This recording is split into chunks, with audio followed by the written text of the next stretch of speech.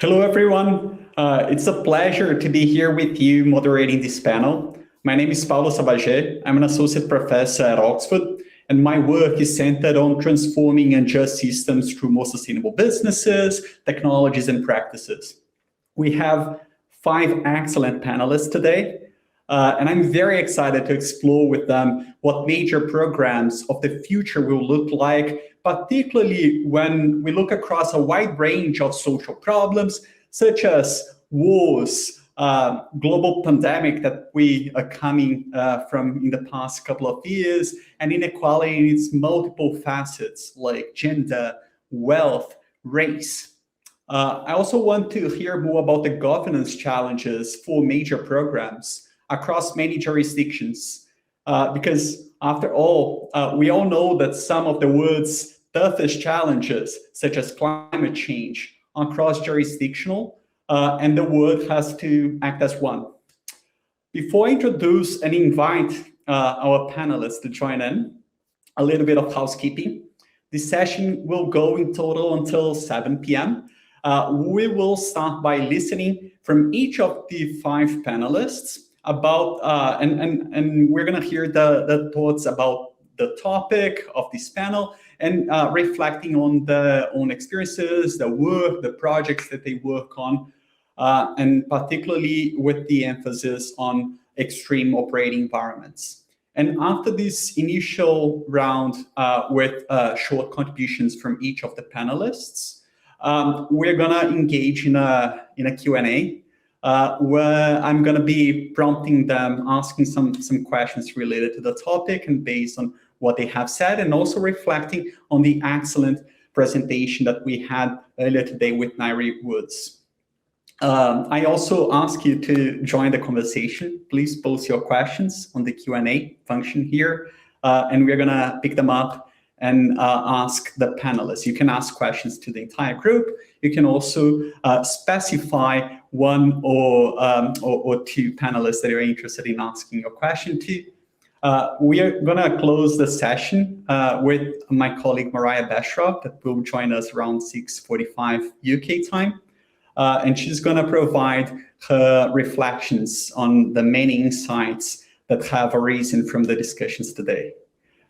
Without further ado, let me introduce our first panelist, Carleen Maitland. She's a professor in information sciences and technology at Penn State University, and she brings to us her varied experiences working on the ways international policy and organizational contexts influence both access and use of information and communication technologies. She has worked on many continents with organizations such as the United Nations, Save the Children, CARE, IRD, and many others. And I think you just came back from Panama as well. So please, Carleen, join us and share your thoughts. Wonderful. Thank you. And thank you for having me on the panel. So as Paulo implied, my research is in the area of humanitarian informatics. And so if we look at the kind of global humanitarian system or industry as a major program, they have a great experience working in extreme operating environments. My research looks at both providing the infrastructure access needed to manage in those extreme environments, as well as the information systems that are built on top of that access. And so, you know, some of the questions that were posed to this panel get to ideas about how these different environments affect large program management. And certainly, resource constraints in the operating environments of, say, for example, the UN Refugee Agency vary significantly. As if we look at the refugee crisis, the forced migration crisis coming out of Ukraine is very different from what we see in, say, Uganda's hosting of South Sudanese refugees. And so in that context, when 250,000 South Sudanese fled to Uganda, there was a need to even build out the cellular networks there to underpin the digital cash programming that was desired in that location. In contrast, when we go, say, for example, to Latin America and the Venezuelan crisis, the infrastructure is better, although there is still a need for infrastructure. But there, we have the issue of making use and dealing with access across multiple countries, so that as migrants move from country to country, they can maintain access. And so resource scarcity is a really important part to thinking about extreme environments and how major programs are going to operate. And we also have to consider linguistic differences, right? So when you're with Latin America, except for Portugal, of course, you have, Brazil with Portuguese, you have a pretty homogeneous language environment, which is not the case in, say, for example, in East Africa. So these are issues that will affect the management in those areas. In order to have these systems be resilient, they have to be flexible. And we really saw that in the case of the crisis within the crisis, right? That is COVID embedded into refugee response, and how the systems, the information systems that were developed and used for the refugee response could then pivot and be repurposed for the use in the COVID response. In some places this happened, in other places it didn't. And so that is a really key part of the kind of the overall system, is that it maintains its flexibility. And so with that, I'm just going to end there, because I really am looking forward to hearing what the other panelists have to say, and look forward to continuing this conversation. Thank you, Carleen, for your excellent thoughts and contributions, and for these varied experiences you've had in Africa and Latin America, especially. I'm now going to invite Jim Hall. Jim is a professor of climate and environmental risk at Oxford. He's a director of research in the School of Geography and the Environment, and he's also a member of many councils and commissions, including the National Infrastructure Commission and the Prime Minister's Council for Science and Technology in the UK. He's a very prolific author in system analysis, and his methods have been applied worldwide, including in countries like Argentina, Tanzania, China, and Vietnam. Jim, can you please share some of your thoughts, and particularly with your perspective on systems dynamics and methods? What do you think about these extreme operating environments? What are these tensions that have arisen recently? And which ones are you most concerned about? Thank you, Paulo. Great pleasure to be here. I should begin by saying, and you've indicated this in your introduction already, that my primary area of work and interest is in relation to infrastructure systems. So I'm thinking here about energy, transport, water, digital communications, solid waste and waste management.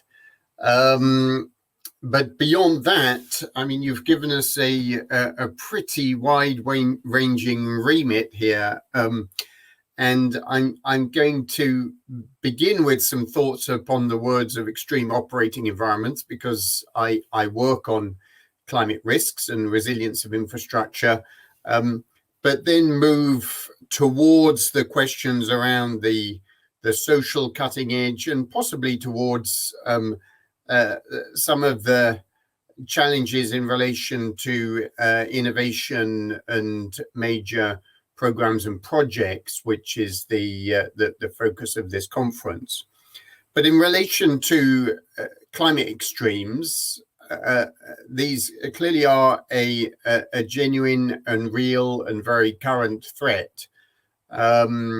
We've seen several instances of this in the UK lately. Just to name some examples, the Stonehaven railway failure, which led to loss of life, was triggered at least by extraordinarily extreme rainfall, though, and this is relevant to what I might go on to say, it was the inquiry and investigation has found inadequate maintenance, a piece of maintenance work which was not conducted properly by the contractor as being the underlying cause.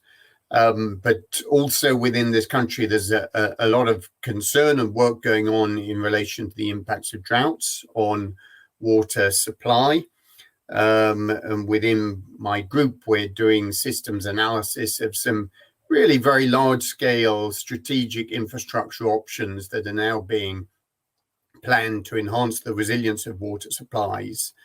And on the National Infrastructure Commission, currently we're looking at the challenges for urban drainage and surface water flooding from extreme rainfall. And this is, it's a much under-researched and very complex issue, very local, but the impacts of it can occur on a very wide scale. We saw some instances of that in London not so long ago, and there was a possibility of really extreme widespread surface water flooding going into the underground system, into basements and places where a lot of people might potentially get trapped. So this is a question where there's lack of data and some governance issues around how such a severe risk is being managed.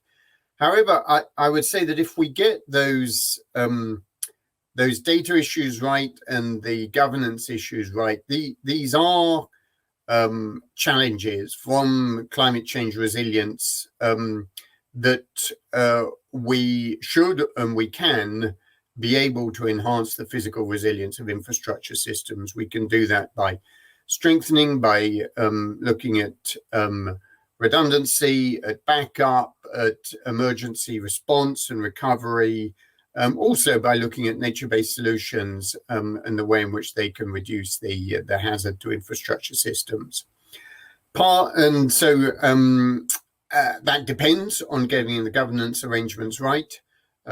Part of that also is looking more carefully at the way in which physical climate risks are factored into project finance.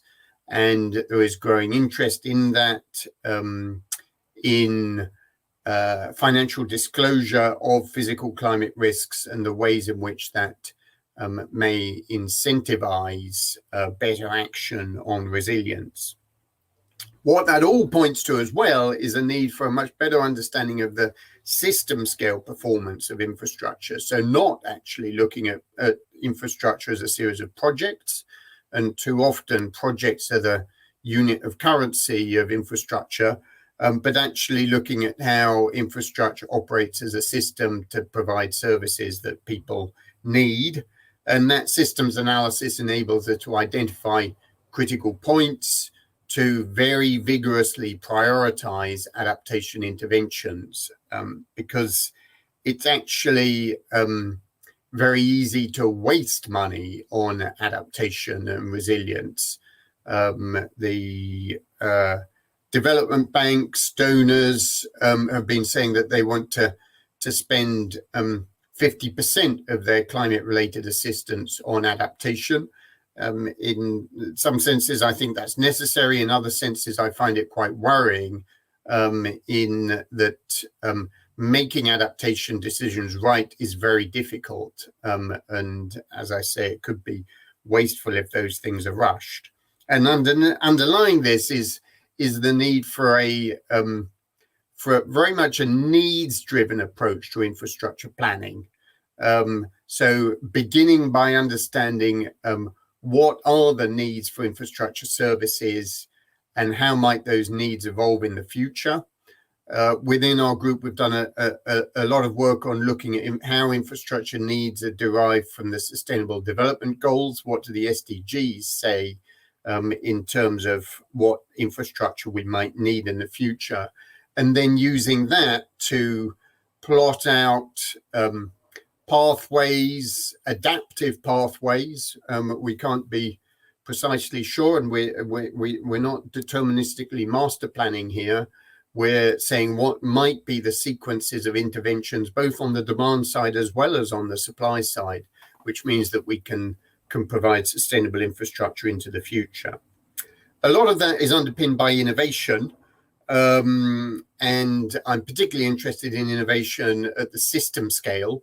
So how systems modeling, simulation, digital twins can inform the way in which we both make strategic decisions and then go about managing infrastructure efficiently. And it's in that asset management piece that I think digital twins are potentially interesting. So there's a real need to drive forward that innovation. As we know, the construction sector has sometimes lagged in that sense. And so we need to look very carefully at what the incentives are in terms of innovation, and in particular, how innovation can be incentivized through procurement. Which brings me to my final point, which is around delivery. Because I mean, I spend a lot of the time talking about systems analysis, but I was at a meeting last week, which included a regional director from the World Bank. She'd recently, I knew her well as an economist at the bank, and has recently gone into a frontline leadership position. And her line was, well, actually what successful infrastructure rests on in so many parts of the world is around getting the delivery right. I don't think that statement kind of underplayed the importance of getting the right upstream choices. And I mean, I think choosing the right things upstream is absolutely fundamental.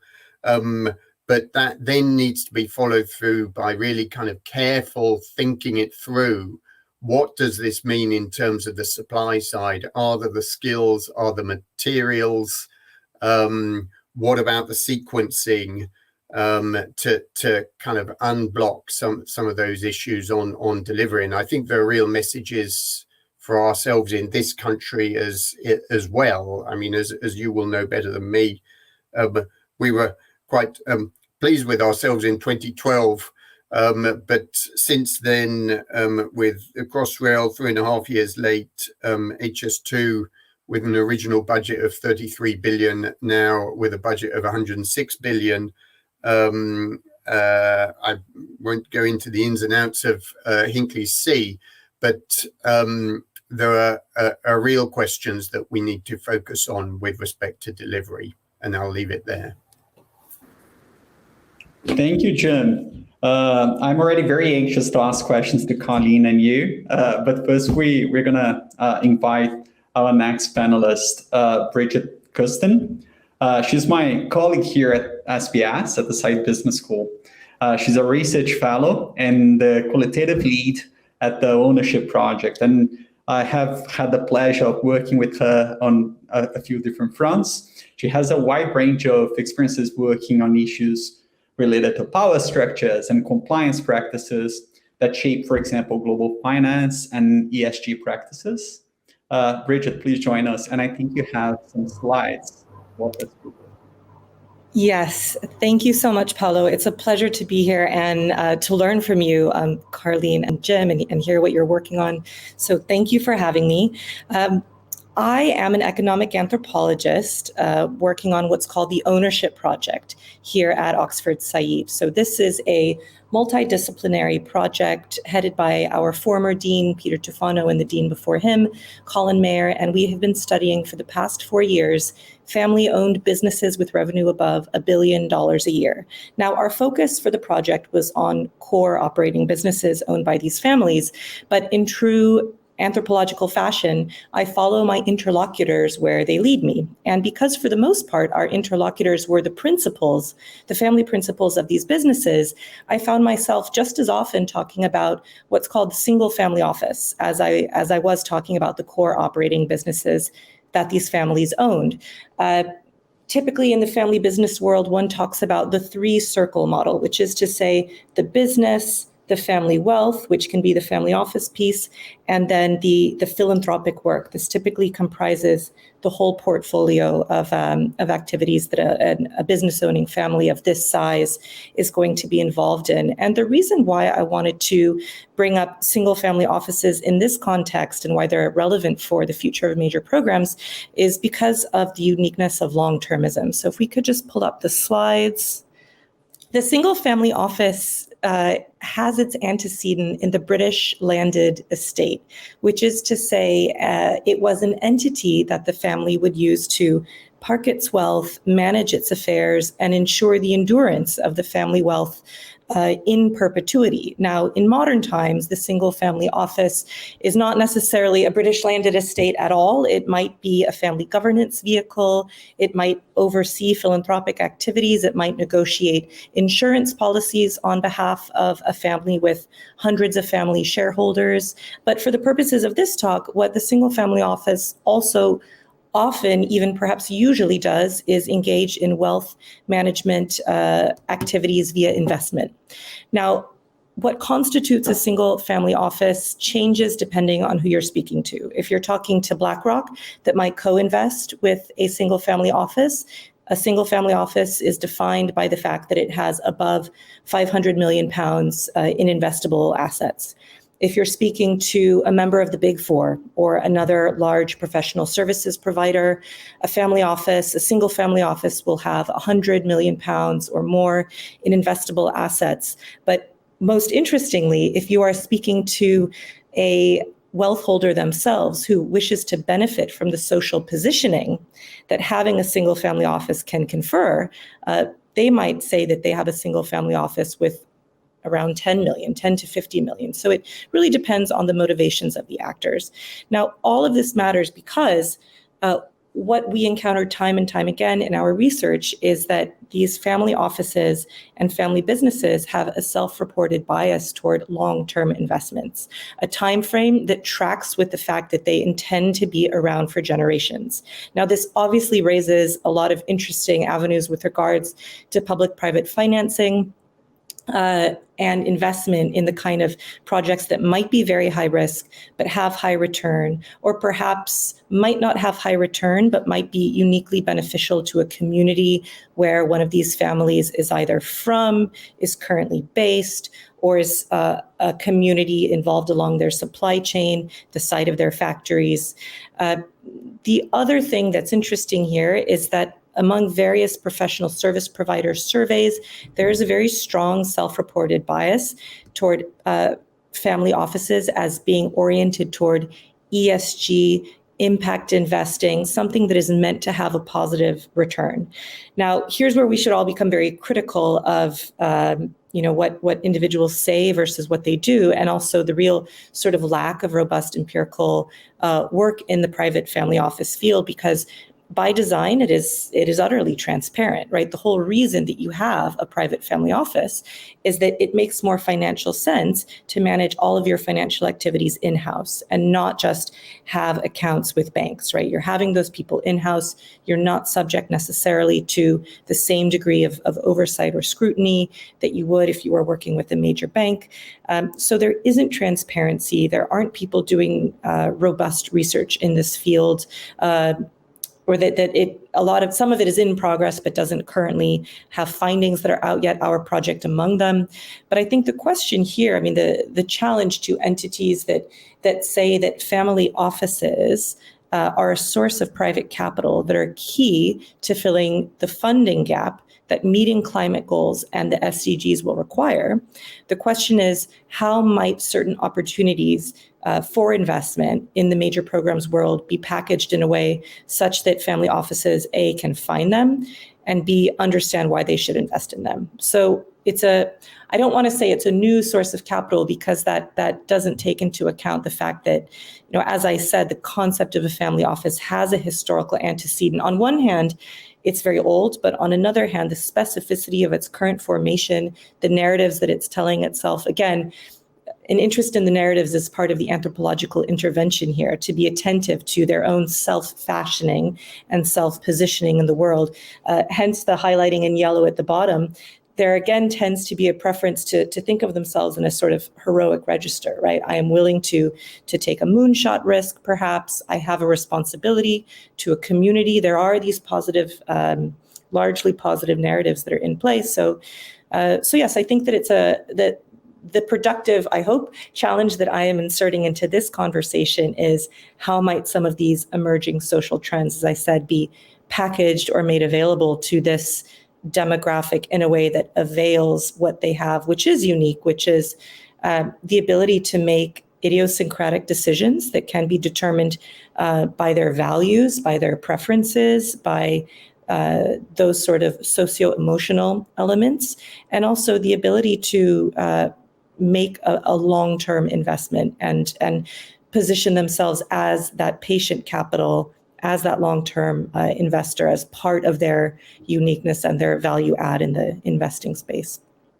Thank you, Bridget, for this very interesting overview of your study on family wealth and funding. Now I would like to invite Alba Dominguez. Alba is the Corporate Services Workplace Operations Director for Europe, Middle East, and Africa. That's a lot, Alba, for you to be overseeing. That really impressive.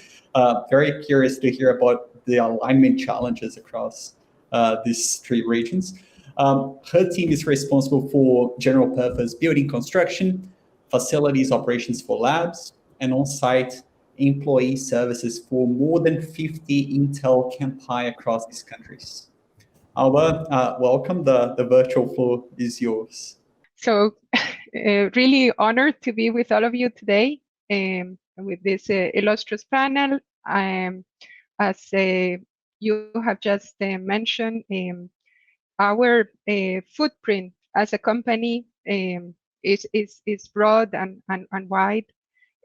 Prior to coming to the EMEA region, I also managed for many years operations and projects in Latin America, also for Intel. So what I have seen so far related to our topic is first of all, I would like just to touch base briefly about my own industry, semiconductors, on how those tensions, extreme environments, new social currents and factors are painting the landscape in which we operate, and we have to develop some of these major programs. For example, I don't know if the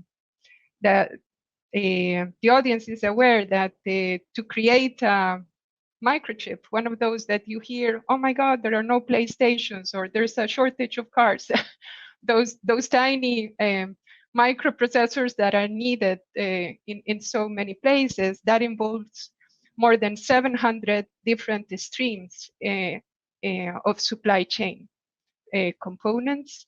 That, as you can imagine, touches so many areas, from human rights issues with and conflict minerals, right, due to some of these components in electronics, to issues with water conservation, that since our manufacturing plants are great consumers of water. So that the varieties of issues that what we need to contemplate today to operate has been expanding, growing in multiple fronts, and also growing in complexity. We recently attended our latest cohort was about the stakeholders, stakeholder management in the MMPM course that I attend, and it was about it resonated so much with you, because really this expansion of the stakeholder and the definition of what the stakeholder is, at least for us in semiconductors, have expanded tremendously. So in addition to that, of course, climate sustainability, that's in everybody's mind right now. For us, it's not only the way that we produce, it is also the way in which we are going to, disposition of all those electronics, right? And how we are going to make sure that that doesn't affect that end-to-end life cycle of the product is carefully accounted for in its social impact and of course in the sustainability front. And then finally, for our industry, the fact that we are seeing this new unfortunate rebirth of conflict in a major scale around the world is of course another factor that is affecting and impacting the way we operate. And we have right now in my region, I have several construction projects that we are seeing very clearly the impact of the war in Ukraine and the effects that is having from supply chain availability of materials to labor shortages. We have, for example, a new building in Poland right now that depends a lot on Ukrainian labor force, to also the broader map of the supply of microprocessors in the world. I don't know if you know this, but through the decades, the suppliers of chips have been, the list have been shrinking and shrinking. There's now like 3 major companies, Intel included, that can afford that type of investment that the industry requires. There is a very, very heavy dependency on the Isle of Taiwan, the famous TSMC factories that are there. So governments around the world, seeing the increasing tensions between China and the West, have started, let's say, promoting the creation of new manufacturing facilities across the world of microchips. So that's another dimension of these social, political type of factors that I see in my work, translating in different ways every day. Thank you. Alba, thank you. This was a really insightful snapshot of your sector and how these bundled social, environmental, and political challenges that we face today affect your supply chains, your management processes. Thank you. And I hope we're going to have the chance of diving more into that later today. But before we do, I want to invite our last panelist, last but not least, Paulo Chapman, also my colleague here at the Saïd Business School. He's a senior fellow in operations management at the Saïd Business School. He has had a leading role with setting up the Oxford MSc program in major program management. He's a leading expert on the development of executives responsible for the delivery of projects valued at more than $1 billion. Welcome, Paul. Thank you, Paulo. And I think, like others, we'll also feel a little humbled by the great company that we're in.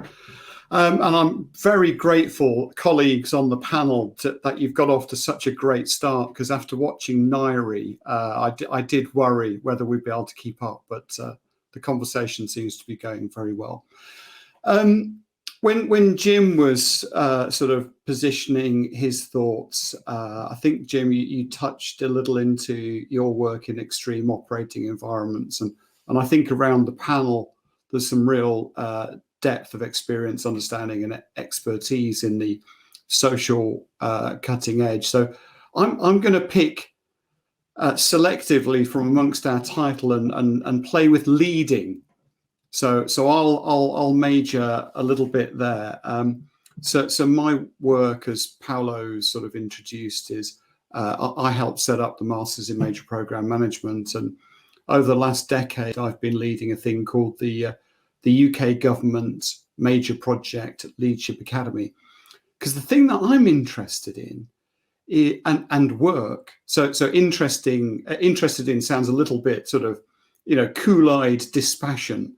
What motivates me is to work to develop capability to deliver major programs, and in particular, developing the capability of people who lead delivery of major programs. So people like Alba.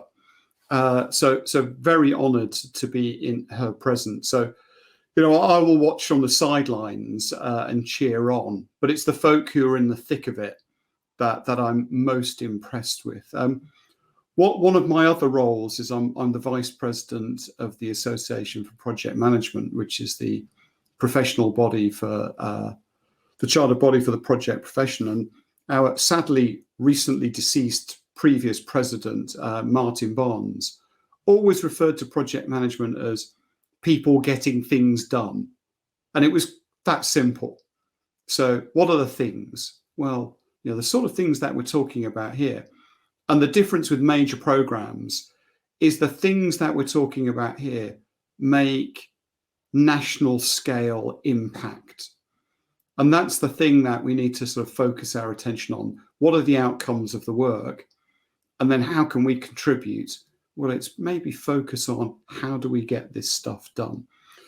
So the bits and maybe some of the questions that I'd be happy to explore and look at the trends is there does seem to be the need to really raise the game generally in order to explore our friends, the why, the what, the how and the who. That there seems to be a need to have a much richer discourse on why are we doing stuff. So we can always keep ourselves busy and focus our attention. But the governance questions around how do we make the decisions on what good looks like and where are we going to focus our efforts? Because we could be committing very large sums of money. So kind of, Bridget, maybe in your world, it's kind of bet the farm decisions. So, you talked about the landed estates. We're going to bet the estate on this endeavour for countries making huge investments into things and stuff. Why? Why is that the right thing rather than something else? So that is genuine politics, to decide of the many things we need, but the limited resource we have, what are we going to commit to? So where's, dare I say that kind of contested term, where's the democracy in the kind of widest sense of that world to decide what we're going to do, but also why we're going to do it? I think there's a lot needed to explore the how do we do it, and also in particular the who. So when I kind of try and reflect and bring that into more practical things, so how do we lead delivery at a systems level? So Jim, appreciate I'm kind of risk standing next to you. How do we lead delivery as a profession? And I think that's relatively new and novel. So thinking of the people who get stuff done at large scale, the leaders of major programs, it shouldn't be left to the well-intended, the gifted amateur, someone foolish enough to have a crack at it, but they should be a professional. So professional in the sense of agree to a professional set of standards, have invested in acquiring the professional knowledge set, and also have the professional experience to give it, before, we need to be able to answer the question, do we have confidence in them to lead delivery of, and do that in the broadest way. But open the aperture, because when we look to the people who deliver, and construction is, I think, a particularly poor poster child, it's the same people again and again. The pictures are pretty much rinse and repeat. There's a very select demographic that we're drawing on, and that does not bode well for decision making on how we deliver social and economic benefit to communities and people. So how do we widen the aperture? How do we get to the place where bright young things from many different backgrounds can look at these really important, quite challenging, professionally satisfying roles and think, yeah, does someone like me get on in a place like this? And how do we make sure the answer is yes? So interested in the profession, but also then really getting into the weeds of it. How do we support people to get this stuff done? Because I've huge respect and admiration. So when engaging with our amazing cohorts of MSc and major program management students, it's really quite humbling and professionally satisfying for those of us who work at the business school to just see the talent in the room. The work that I'll do with the UK government on leading major projects, the things that they do are the things that the UK government does. Wow.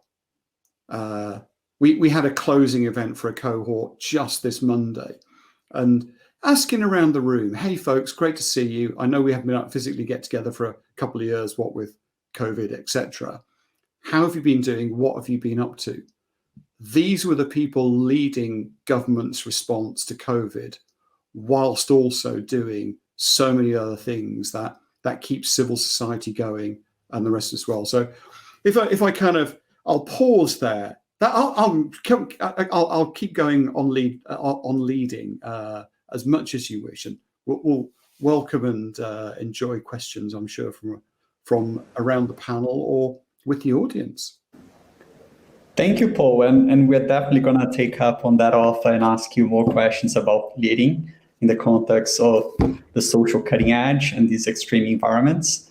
Thank you all for your presentations, very insightful. We have already received a lot of questions here. I'm going to try to combine some of my urgent questions with some of the questions that have been posed by our audience. I want to start with Carleen. Carleen, you told us a little bit about your experiences working across so many different contacts with information and communication technology, and how these technologies, the challenges for access and for use So I'm wondering if you can tell us a little bit about the prospects. What can we expect from these technologies in future program management? So what changes in how we're going to manage these large-scale programs when we start having more access and using more of these technologies and across contexts? Well, I mean, it is a daunting question, actually, because I think, as we look at issues of, balancing cybersecurity with, privacy and other operating challenges, again, I go back to the need for flexibility, which can then underpin resiliency. A lot of the infrastructure questions and in terms of construction and, major infrastructures are underpinned by these intelligent systems. And so we have to make sure that those systems are flexible. And I also believe, I think that it's the case globally that we have increasingly diverse populations if we look at demographic change. And so how we can use diverse workforces to help expand the range of solutions that we might find. So one of the great benefits of a diverse workforce is having a wider range of ideas in many situations. And so I think that taking the demographic changes and making that a positive in terms of the way that we design our information and communication technologies and infrastructures can be very helpful. And that we also keep in mind that these are complex systems with multiple layers, and that these layers have to work together. And if your information system is flexible, but the rest of your infrastructure is very rigid, that might not allow you to operate in extreme environments the way you need to. Thank you, Carleen. And building on this contribution on these multiple layers, I want to ask Jim, based on your work on system analysis, I'm pretty sure that many of the findings you come across are very complex, a lot of interdependent aspects shaping the problems that we see today. And also connecting to one of the questions here that people have asked, like, there are many tensions that have to be taken into account when designing or delivering a program. So building on all of that, all this complexity and these tensions that arise from your work, but also, as you said, on many councils and committees, how do we prioritize if everything is interconnected, everything is complex? Can you tell us a little bit, like, how do you think we can prioritize, and how you can take into consideration the insights coming from research and more specifically your research?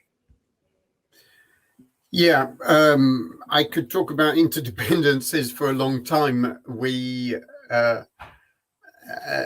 doing modeling of interdependent infrastructure systems, simulation modeling, it is a big part of what we do. Though I would have to say that there is a tendency to become kind of paralyzed with concern about interdependencies. And that paralysis is not a good thing. There is a justification to worry about system interdependencies, and I mean the examples I'm thinking about are the way in which all infrastructure these days depends on the power sector and on digital connectivity. But also people-related interdependencies, skills-related interdependencies. So many softer versions as well. And there are reasons for concern because in many senses, infrastructure owners and operators, they do know very well the systems for which they're responsible. And they know a lot less about the systems outside their organization upon which they depend.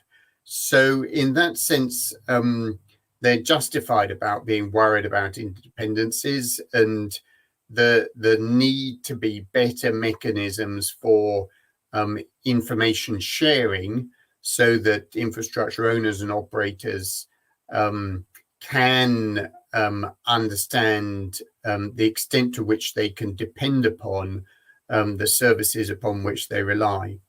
But having said that, as I say, I think sometimes people do just get paralyzed. They begin to write down incredibly long lists of interdependencies and draw out elaborate matrices and then conclude that this is all far too complicated to get one's head around.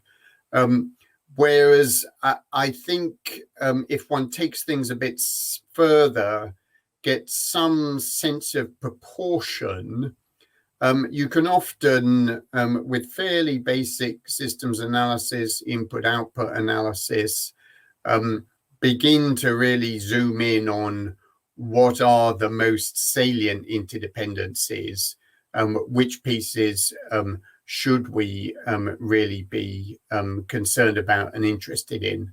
And so if we look, for example, about future of infrastructure in this country, one of the outstanding ones is the extent to which transport and heating will be electrified, because that represents a potentially, it will change the direction of demand on the power sector, in the sense that at the moment, demand for electricity is going down.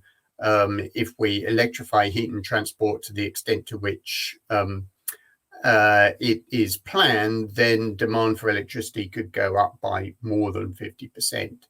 And so it's those kind of signal changes, direction of travel changes, is what we really need to be interested in. And in some senses, kind of register all the other stuff, keep it on the watch list, but focus on the interdependencies that matter. Thank you, Jim. It's really interesting to see how you describe this process of making analysis that might at first look very intractable into more tractable policy recommendations and insights.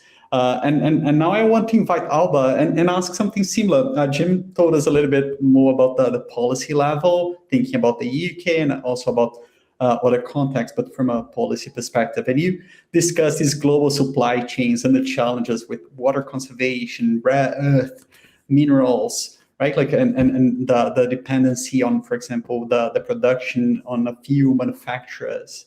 Can you tell us a little bit about these interdependencies and based on your experience, how you align and coordinate all these different actors that have to be well aligned in order to perform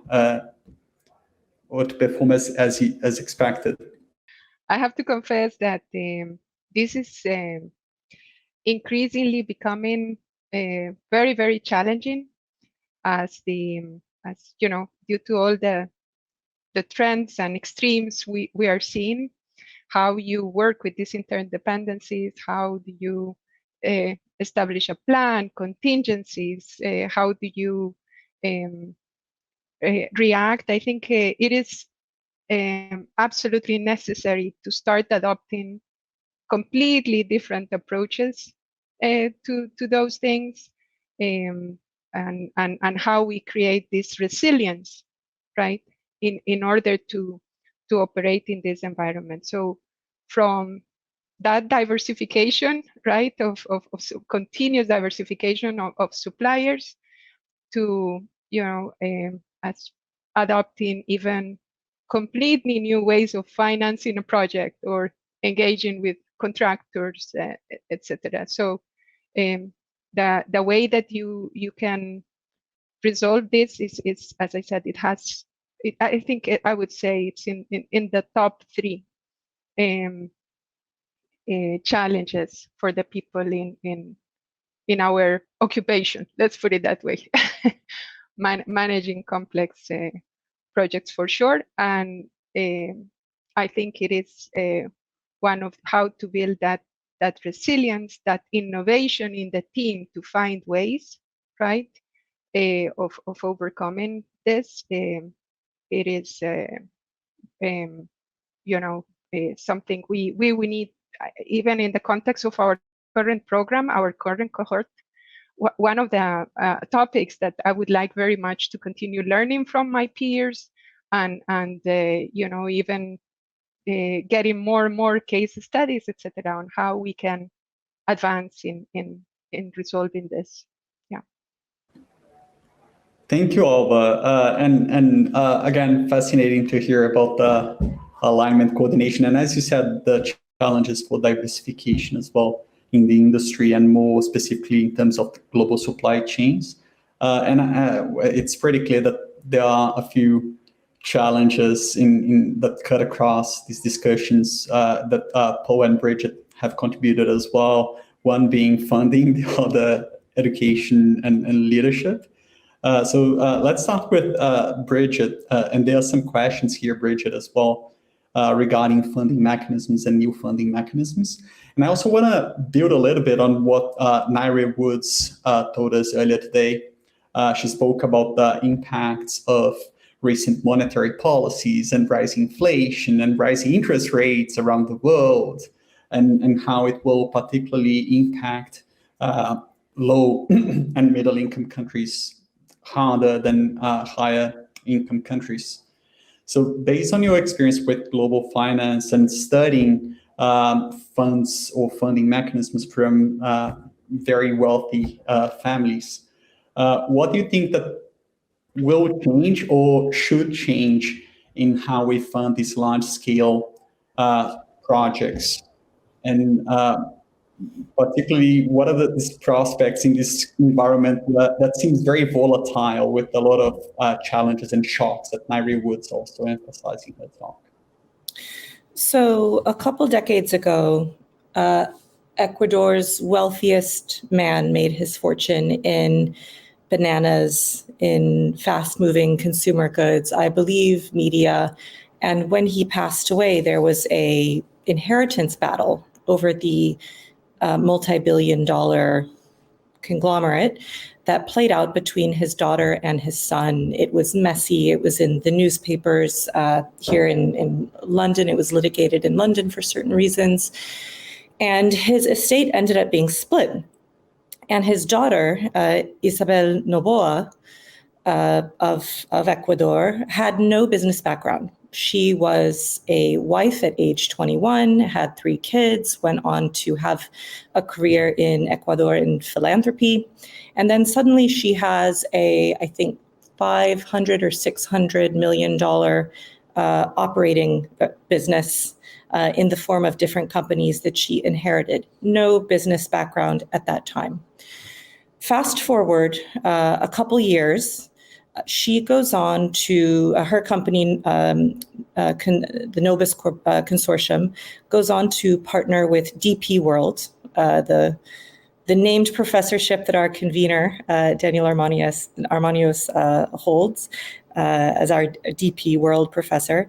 Her company goes on to partner with DP World and another private business group to fund the creation of a port in a greenfield site in Ecuador, not too far from the country's largest port at the time. But she said, listen, there is nothing in this area. It needs this investment. This would be transformative. There is no other local who would take on that risk or have that kind of vision and be that anchor partner. And there were all sorts of reasons not to do it, basically. But it happened, tremendously successful. And so before even getting to what the structure of these deals look like, I think this really goes back to Paul's point, which is a whole narrative has to shift in terms of what this is for, who it's for, who has the power to enact change, what the relevant skill sets need to be. And the reason why I love this story and I love her is because the lack of a business background. That would have been the constraining factor in this case, right? If you had already known all of the business reasons why not to do it, then you don't do it. But if you come at it with heart and you come at it with an open mind and a lack of experience in this sector, you take the powerful choice and it ends up being the right choice. And now, the port opened, I think in 2019, resounding success, nominated for sustainability awards, transformative for the local area, pioneering all sorts of new IT tech. It's called the Port of Pasoja. So I think it's a great example of what can be achieved once people leave behind perhaps traditional ways of even thinking about the viability of support for these projects. Thank you, Bridget. This is really interesting and also very interesting to hear this story of someone coming with fresh eyes and a fresh perspective on funding. Well, and the thing that's really interesting about families is that they're hiding in plain sight, because if you Google Port of Pasoja now, it's the DP Pasoja port, or it's the DP port. In a way, you have to know the backstory to know that they're there, right? Because they're present, they're not on the tin in the same way that DP is, even though I believe it was, the commitment was substantial. And they, as the sort of local partner, they really were an anchor to getting it off the ground. And so I think the way to engage with families is going to potentially be more quiet. This then raises new issues, which again is to Paul's point around transparency, visibility, right? More participatory ways of involving other stakeholders, because of course what we don't want are vanity projects or projects that are not done in, a properly consultative manner, or that speak to the dark side of what these wealth holders make possible, which is a bypassing of certain processes in the name of agility. So, I'm not here to whitewash anyone's reputation. I'm not here to sing the praises of this group, but rather to say that looking at them as this entity in the public-private partnership financing space is going to raise a whole host of new considerations around, even, for example, family offices do not have necessarily the due diligence capabilities that a more traditional funder might have. So how are ways that perhaps on the kind of deal flow sourcing due diligence and they can perhaps be more catered to as a demographic? I mean, what made sense in this case is that the family is from Guayaquil, which was, I think, just 80 kilometers from where the port was. You know, she knew this area. It was literally in her backyard, right? How else can that be replicated? Thank you, Bridget. And you have already connected to what Paul told us in the beginning of his presentation. So as Bridget said, Paul, we have to change narratives. We have to rethink training, capability, and leadership. And you spoke to us about that. And also we have many questions here asking about what are these capabilities that are going to be needed. So I'm going to add to that. What are the capabilities that need to be needed? How do we change the narratives? And more specifically, we're all talking about building back better. What are the capabilities that are needed to build back better from COVID-19? I'll tiptoe gently into all of that.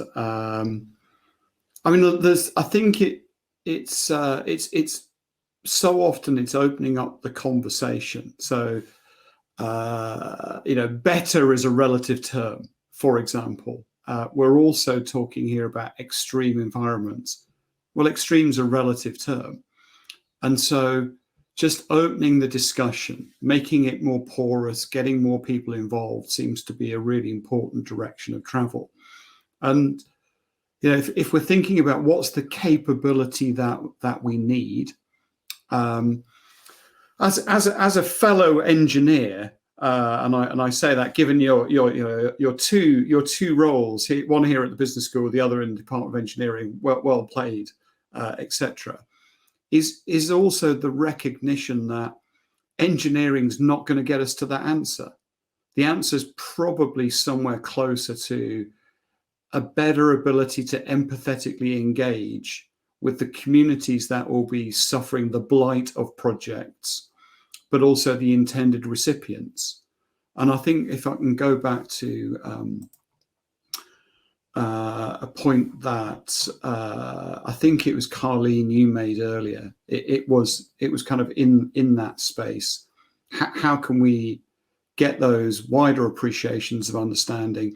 And that's where technology can be an amazing enabler by opening those doors and providing a more porous way to understand what's needed, what's intended, what are the underserved populations, what are the under-resourced needs, whilst also recognizing that will cancel some people out by not being able to have access those routes in. But maybe this is the point you were making, Jim, earlier. It's like, it doesn't have to be perfect. As we step into the future, it just needs to be better. And so one of the ideas that I took from working in consumer goods marketing was good, better, best. Sometimes our approach is being good is good. If we can get it to better, even better. It's a rare day that we'll ever get to best. So let's kind of be better at engaging with communities. Let's be better at empathetically engaging with a wider range of people to start to pull together solutions. So it is a little bit of an engineering thing that I'll slip in here. I'm a really big fan of the minimum viable product. Get the thing together, whatever it is we're proposing, get it out into the marketplace, get it out into the community so people can experience it, understand it, and then we can start to build from there. Or, and I think this was a point Daniel may have pitched into the chat, if it's not working, we haven't bet the farm. If it's not working, we can cancel. That's not the right answer. So let's now be more, innovate, more entrepreneurial with communities in ways to start to develop solutions in a more tentative set of steps. Maybe some of the answers that can take us forward. So what does that mean for capability? I think one of that is let's value greater emotional intelligence, rather than a kind of a technocratic capability.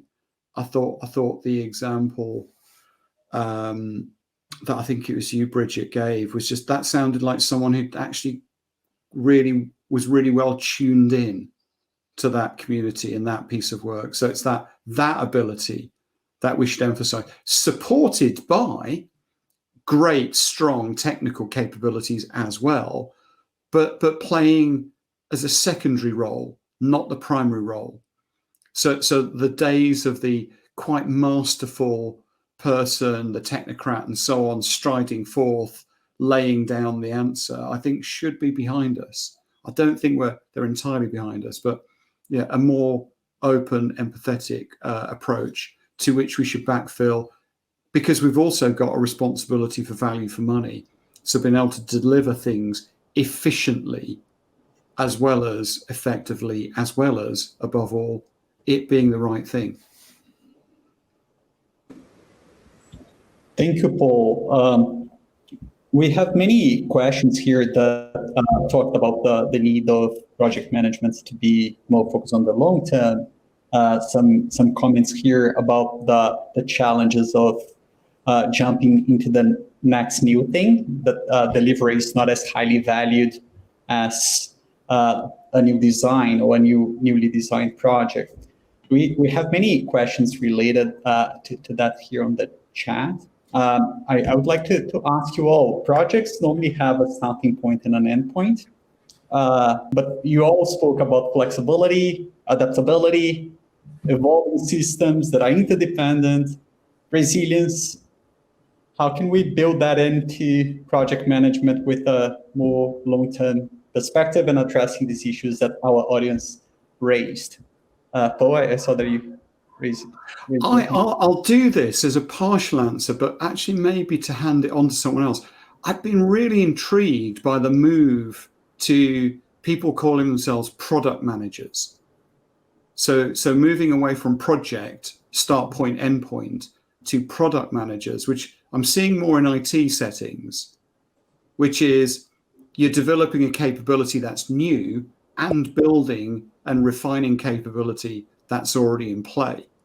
So I don't know if anybody else has seen something along that. So it's not the disengaged, don't worry, I'll come back in a bit with a wonderful shiny thing. That they're intimately engaged with communities and people and responding to needs and development needs whilst building capability over time.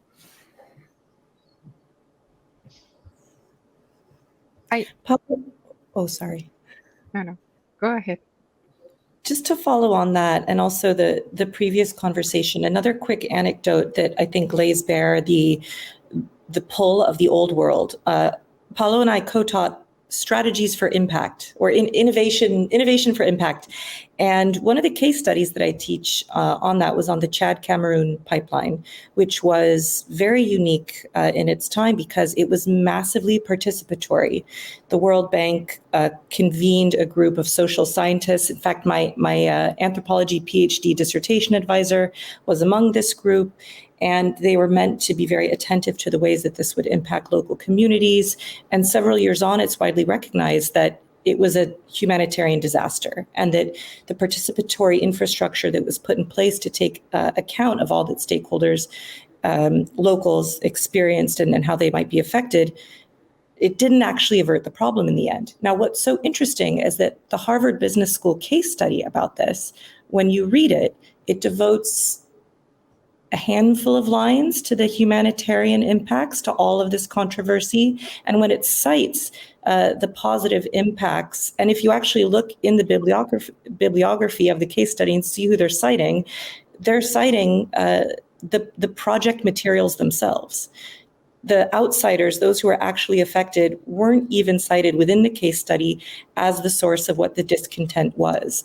And the reason I think that's so valuable is that if students start to read about that in a business school, as an example of let's see what happened with one of the most sort of headline participatory major projects of its time, the view that they get is completely skewed, a completely backward view, an old world view as it was. And so sure, it's about it's about the leaders, it's about the engineers, it's the people pulling it off. But I think when we're talking about the systems change and the mindset shift here, it's among multiple stakeholders in the broadest sense, right? There's a reason we're having this conversation at a business school, because it has to do with about decisions that are even being made in the classroom, right? About what to teach, what falls into that old world metric. So I think that stakeholders can really be thought of as in the broadest sense, right? Who the future are going to be, what this means for our teaching, for those of us who are at academic institutions.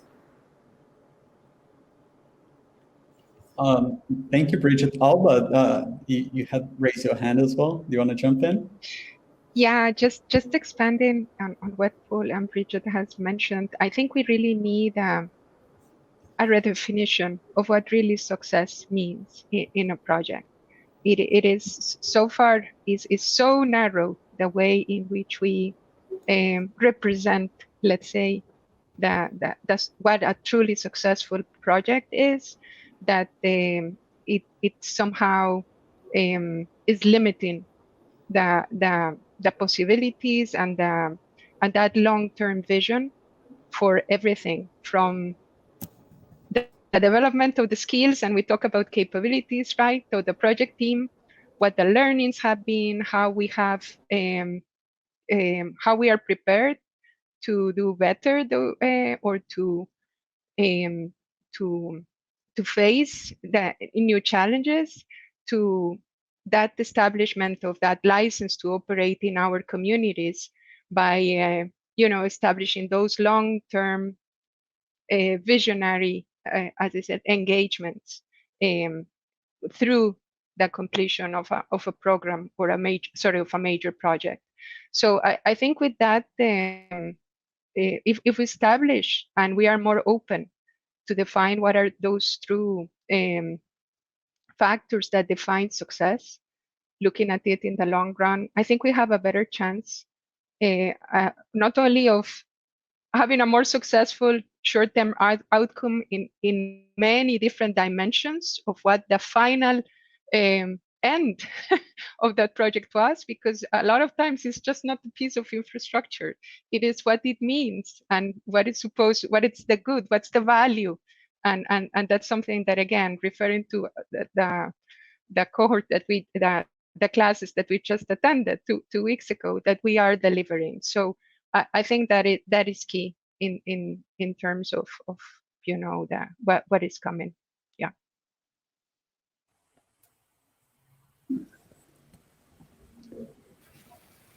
Carleen, do you want to join us? Yeah, I want to get back to extreme contexts, because I was thinking about Alba's kind of for her, at least in what I hear her saying, what I hear you saying, Alba, is that the extreme context for you now is the supply chain, and that's a real challenge. But I think, when I think about extreme contexts, I mean, so many. I mean, an extreme context can be extreme corruption among the government and within the project itself. It can be armed conflict, that the factory you build is bombed.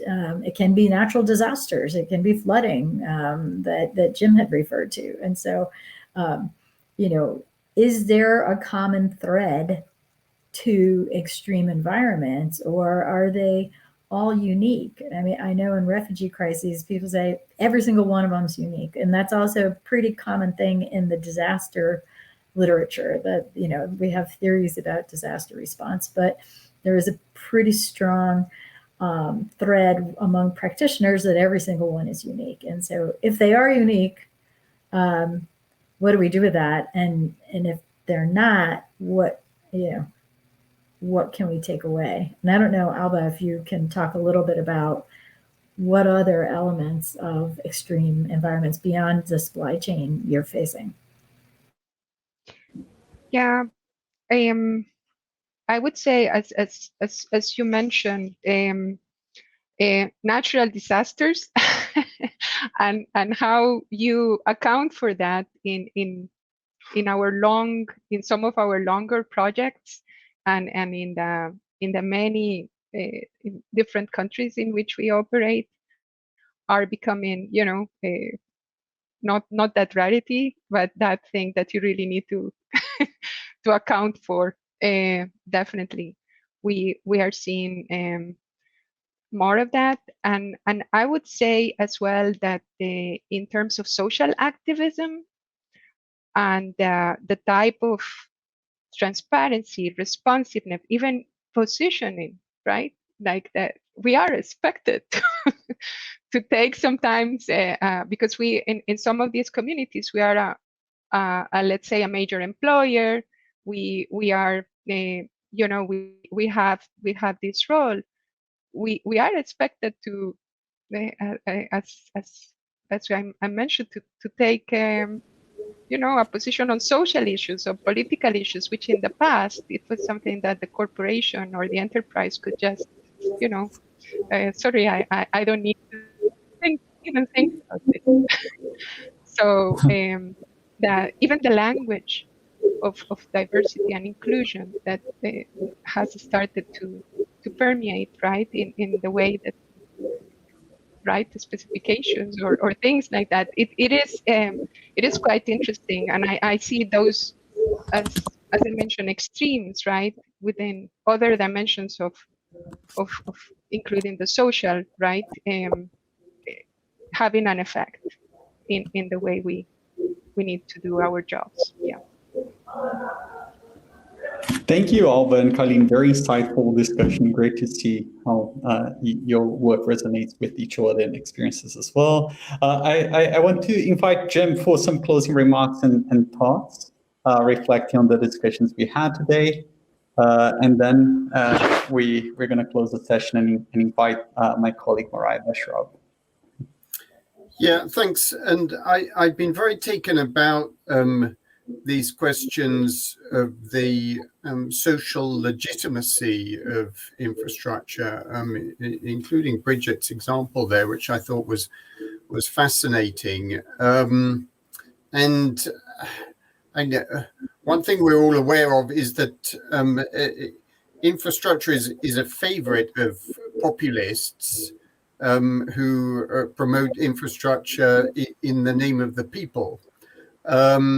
And often that's motivated by old-fashioned pork barrel politics of dumping large construction projects in communities where they create employment and an immediate kind of demand side blip, and that's it. And so if one looks at a technocratic organization like the National Infrastructure Commission, which I've just joined, in a sense our role is more or less the opposite of that, is to try and take a look beyond the political cycle to the way in which long-term needs for infrastructure services may evolve, and think about what are the options and strategies for addressing those needs in an affordable, environmentally sustainable way, which also promotes economic development and social development. But that approach in its turn, I find there's a real challenge of legitimacy around that. I mean, the Commission has worked hard on that in terms of consultation, in terms of getting out of London, exploring different forms of stakeholder engagement.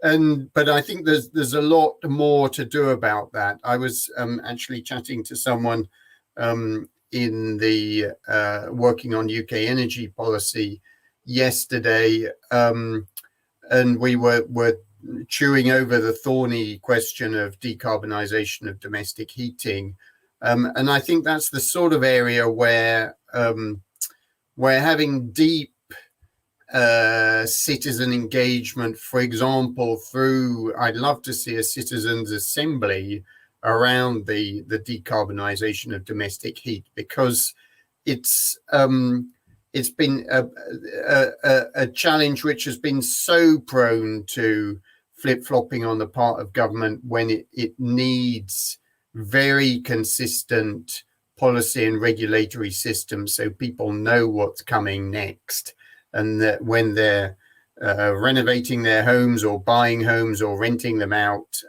they really understand how the future of heat fits into that. Now, that's one very simple example, but it seems to me an example where unless we can think of new ways of engaging, we're not going to achieve really fundamental goals.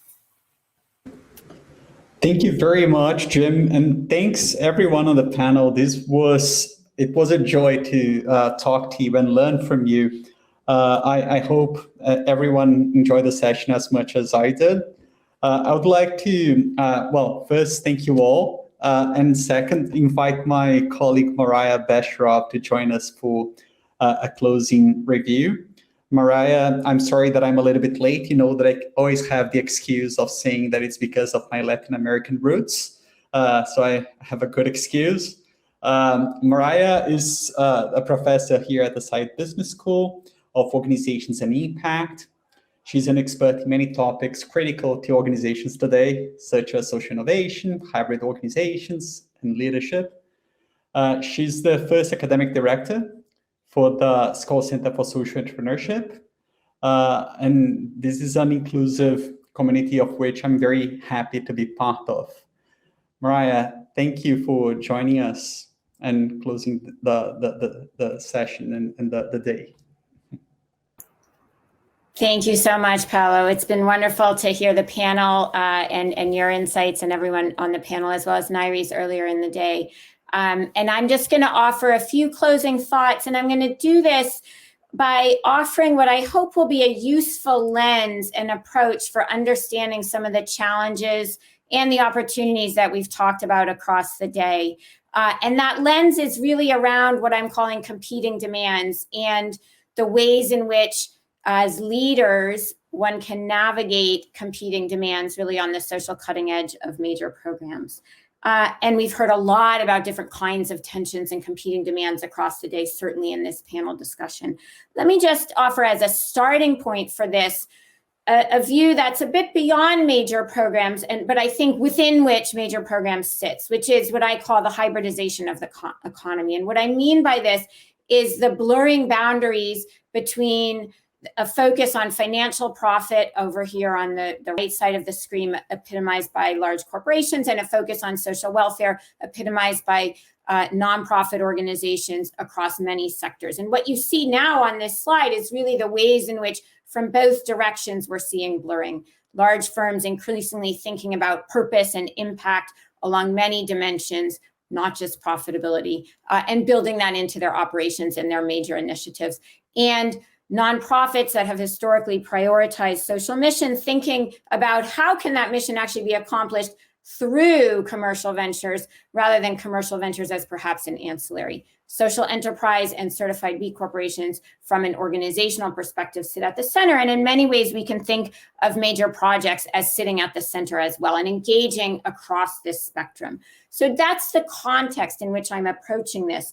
And what we see, and really what you've heard a lot about in this context, and particularly in the middle of that spectrum, are competing demands, and in particular, at a high level, competing demands of profit and purpose. And in the conversation just now in the panel, we heard about many ways in which this shows up related to profit and purpose, right? Some of this is around new design and existing delivery, right? And those kinds of tensions about flexibility and the need to be adaptive, but also stability and resistance, about both taking and shaping the environment, about local and global, many ways, many other and related forms of competing demands that we see at the middle of that hybridization spectrum and really at the core of major programs really on the social cutting edge. And this is true across many different sectors. I used examples from business on the opening slide, but we see this in a variety of arenas. Just some are listed here: healthcare, higher ed, the government, and even in the arts context. And this has in many ways been true for many years in many of these spaces. I'm just highlighting the sort of renewed and heightened focus on it amongst firms in particular. Now, what I want to do is to pull together and really build on what was discussed in the panel is to share with you, what can we do about this? How do we navigate through these kinds of competing demands? And just to set the stage, why is this important, right? That how we navigate these kinds of competing demands matters. On the one hand, it offers tremendous opportunity for novel, more creative, more effective solutions for a wide variety of stakeholders. And at the same time, as we've heard a lot about, there are deep challenges here of managing tensions and conflicts between groups that often are coming from different institutional spheres, hold different sets of values and objectives, have different interests, different levels of resources, different kinds of resources. And the challenge is not only to manage those tensions, but to prevent drift towards one extreme or the other of the variety of competing demands. Much of my work really builds naturally on some of the issues that were raised in the panel. And I'm going to share with you a set of ideas about how leaders can create initiatives and organizations and leadership practices to really harness the opportunities that competing demands in major programs offer and manage the challenges. And the idea here isn't that you make them go away, but that one can effectively navigate through these kinds of competing demands. I'm going to talk about 3 different practices, and I think you'll see some of the connections to what we heard about in the panel. The first is a mindset practice of adopting what I call a paradox mindset.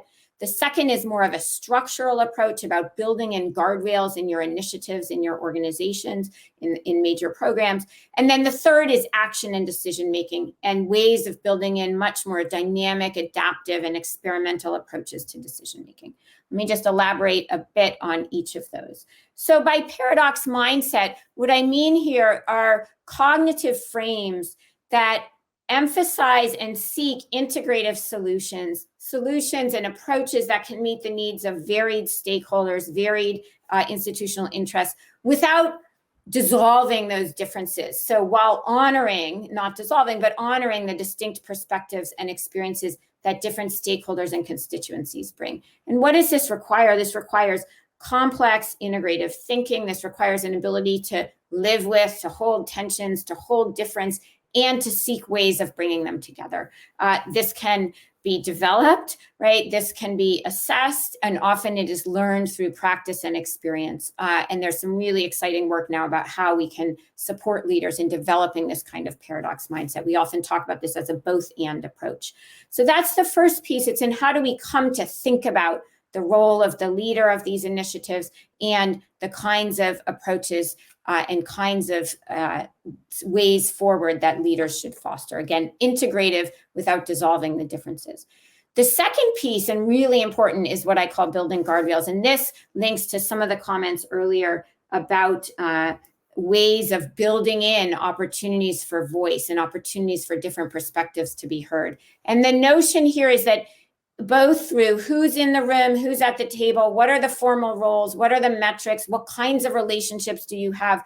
You want to build in representation and voice for the many different parties and demands that you're trying to attend to. And one can think about these really as guardrails, right? As setting boundaries for the organization or for the initiative within which you'll operate. The context in small groups, the equivalent context would be having a devil's advocate in small group work or small group discussion. And this is thinking about how do you do that on the initiative or the organizational level. So that's the structural piece. And then the third piece is really set up by the other two. I talk about this as making dynamic decisions. And the idea here is that leaders in these contexts adopting this paradox mindset of the ability to see integrative solutions and bring different pieces together, having the boundaries of the guardrails, then are in a position to adapt, experiment, innovate, to try courses of action, to revisit, to rethink, potentially to move in a different direction. And I've represented this here on the slide by the curving line in the middle, again, within the boundaries of the guardrails. So this is really the flexibility, the adaptability piece. But importantly, it's not in isolation, right? The guardrails bring the stability within which decisions can be dynamic. This requires a tolerance for failure, a willingness to openly discuss and learn from past courses of action. And again, the voices of the guardrails, if you will, to represent the different needs that an initiative or an organization is seeking to accommodate and honor. So as I've suggested, as I just talked through that notion of dynamic decision making, these three practices, I've described them one by one, but they really work together, right? And so the notion of a paradox mindset gives one the space and the capability to think more flexibly, right? To adapt in decision making, and the guardrails provide the constraints and the boundaries within which that operates. And together, I'd suggest it's a way of thinking about these three practices are really a powerful way of thinking about how leaders in major projects can navigate through the kinds of competing demands that we've heard about across the day. Now, what does that take on the ground? How do you put that into practice?